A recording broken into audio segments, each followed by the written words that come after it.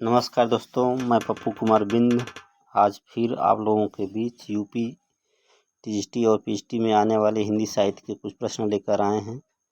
तो आज का हमारा पहला प्रश्न है, कौन सी रचना के कारण नूर मोहम्मद को मुसलमान होने का सबूत देना पड़ा था? तो इंद्रावती रचना है, इसके कारण नूर मोहम्मद को मुसलमान होने का सबूत देना पड़ा था।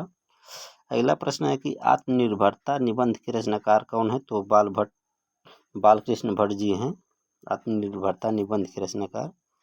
अगला प्रश्न है कि भक्ति काल को प्रथम नवजागरण कहने वाले विद्वान कौन थे? तो डॉक्टर बच्चन सिंह थे भक्ति काल को नवजागरण कहने वाले। अगला प्रश्न है कि अपभ्रंश में कृष्ण काव्य के प्रणेता हैं? तो कृष्ण काव्य के प्रणेता अपभ्रंश में पुष्पदंत हैं।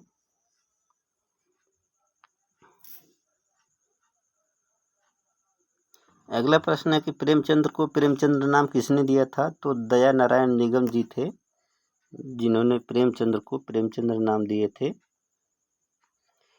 आगे है कि सिया मुसलमानों की ज़िंदगी पर लिखा गया पहला उपन्यास कौन सा है? तो राही मासूम राजा का उपन्यास आधा गांव है, जो सिया मुसलमानों की ज़िंदगी पर लिखा गया था। अगला प्रश्न है कि सखी वे मुझसे कहकर जाते, ये यशोधरा की पंक्ति है। अगला है कि जैनेंद्र को मानव जीवन दर्शन का सबसे बड़ा कहानीकार किसने कहा है?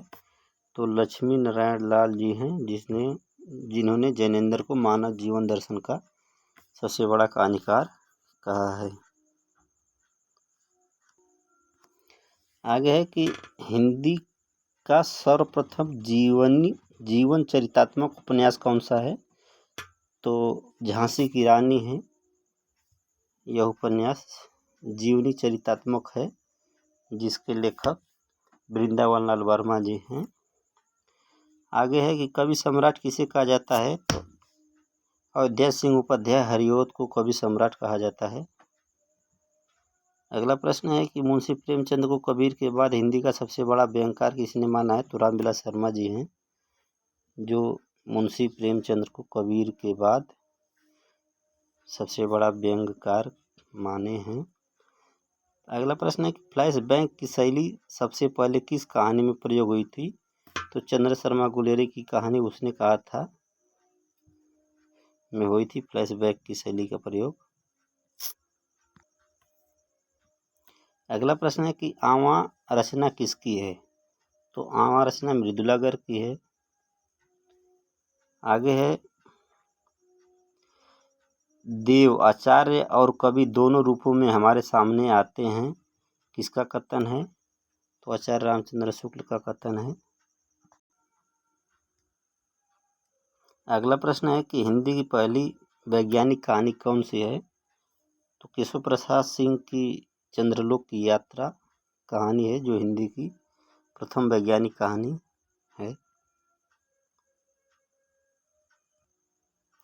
अगला प्रश्न है कि भाषा की परीक्षा करके देखते हैं तो वह साहित्यिक नहीं है, राजस्थानी है, यह किसका कथन है? तो आचार्य शुक्ल ने कहे थे यह। अगला प्रश्न है कि तुलसी को मुगल काल का सबसे बड़ा व्यक्ति माना है? तो स्मिथ हैं, जो तुलसी को मुगल काल का सबसे बड़ा व्यक्ति माने हैं। अगला प्रश्न है कि प्रेम घन में पुरानी परंपरा का निर्वाह अधिक दिखाई पड़ता है। यहाँ पुरानी परंपरा से मतलब भाषा से है, तो ये आचार्य रामचंद्र शुक्ल का कथन है।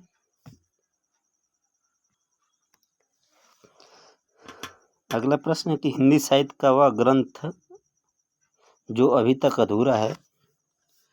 तो हिंदी साहित्य का आलोचनात्मक इतिहास डॉक्टर राम कुमार वर्मा का।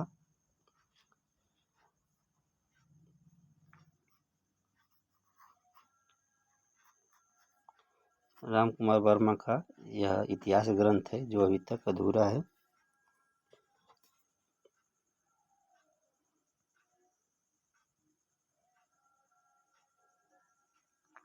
अगला प्रश्न है कि हिंदी के किस समाचार पत्र में खड़ी बोली को मध्य देशी भाषा कहा गया है? तो बनारस अखबार में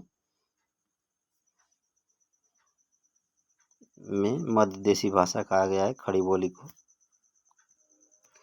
आगे है कि तुलसी कलिकाल के वाल्मीकि हैं। तो कलिकाल का वाल्मीकि तुलसी को कहने वाले विद्वान नाभादास थे।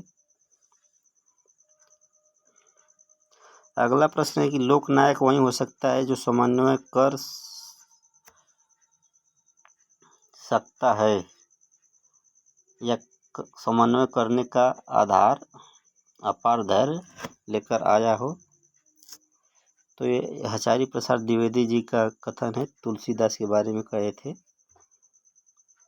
रामचरितमानस की कोई चौपाई भले ही बिना उपमा की मिल जाए, किंतु उसका कोई पृष्ठ कठिनाई से ऐसे मिलेगा जिसमें किसी सुंदर उपमा का प्रयोग न हो।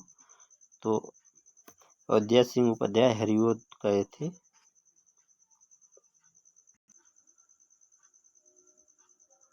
अगला प्रश्न है कि राम के लिए लाल साहब शब्द का प्रयोग किस संप्रदाय ने किया था। तो स्वसुखी संप्रदाय ने किया था।